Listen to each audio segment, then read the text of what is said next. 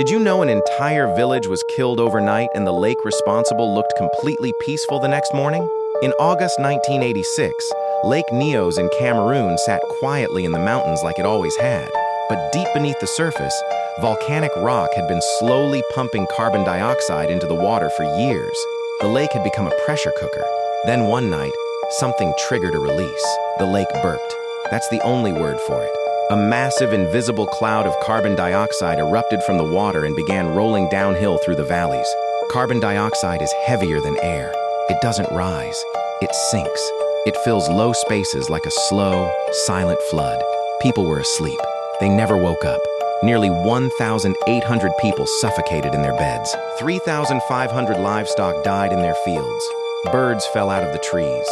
Survivors described walking outside and finding everyone gone. No fire, no explosion, no smell, no sound, just bodies, and a lake that looked like nothing had happened at all. Scientists call it a limnic eruption. There are other lakes in the world that could do the same thing.